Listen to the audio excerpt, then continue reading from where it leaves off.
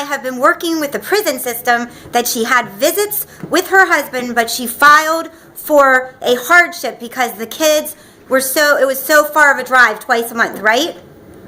Yeah, it was a 4-hour total round trip drive. So I filed for a hardship. They transferred him to Chillicothe, so it would be only an hour round trip drive. And now Once he was transferred there, they canceled my visitation. Okay, and they canceled your visitation when for how long were you visiting your husband with your children that are now having horrible anxiety issues, and they were getting wonderful grades because they were visiting their daddy, and now they're falling apart, right? Their grades, everything. Yes, my oldest daughter actually was just put on 90 days probation, and she's 11 years old. Due to all of this, because she can't see her father, and so many things have happened. She caught an unruly charge in school, right, and a truancy charge, and she just got put on probation. Okay, and we've already talked to Norman, the head of the prisons, and he got a hold of Miss Hamilton, who's the head of the prison your husband's in now, that he even signed up for the Oasis for Men's intensive program while he's there. And he's been in that program for, I want to say, 3 months now. And the only reason they transferred him was so you could come and bring your kids, so it would be closer. You were visiting him. Right. For 2.5 years, we drove a 4-hour round trip for 2.5 years. 3 times a month, we drove that. 3 times. And I couldn't afford it anymore. It was too far away, so I filed for a hardship. They approved the hardship very fast, was all for it. They transferred him to Chillicothe, so it would only be an hour round trip, so it could save us money and he could get an extra visit every month. And then when he got there, which was a little over a year ago, they told me, I tried to schedule a visit after he was there for like 2 weeks, right, and they told me that I was not allowed to come visit because I was not on his visiting list. And then they tried to say you're his co-defendant when you're a shining star that's rehabilitated yourself and come home, and you were in prison when he caught this charge, correct? Yes, I was in ORW, and he was doing his thing or whatever, and I was out of prison for like 2 months, but he had been investigated for 3 months.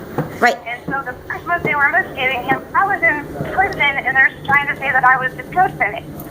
And you also emailed the prison system from the justice system that all this happened to him, proving that you are not his co-defendant, which shouldn't have mattered because... Huh? I've given them more paperwork than I have sent the paperwork by certified mail. I have faxed the paperwork. I have sent it to Mark. I have sent it to Miss Hamilton. I have sent it to unit managers, case managers. I have sent the paperwork. They've asked me at least 18 times, and they keep saying they don't have it or they lost it or whatever. So then I seeked your help, and you started helping me. So Miss Hamilton finally decided that she was going to actually talk to me on the phone. She asked me one last time what I needed to send, and I went above and beyond and got even more information than what I felt that she would need. I sent it to her, and then she sent me a letter and gave Mark a pass on his bed that said that I was indefinitely taken off of his visiting list. But to top it off, Amy, it says that this decision is not appealable. Final decision not appealable. That's bullshit. All right, I'm sending this video, to the deputy director, second in command. I mean, this is insanity. And also you had JPay visits set up so your kids could at least see him through the computer, and they have revoked those also because it was set up through your friend because the prison system has blocked your children from seeing their daddy. Yes. And their daddy wants to give up on programming. Huh? Because I couldn't take the kids to visit, a friend of ours, a mutual friend of ours, set up a JPay account, and it was in his name. And, about twice a month, we would do a half-an-hour JPay visit so the kids could at least see their dad for a half an hour twice a month over the computer. It's not like visiting in person, but at least it was something, and they got to see their dad over the computer. Miss Hamilton found out about it.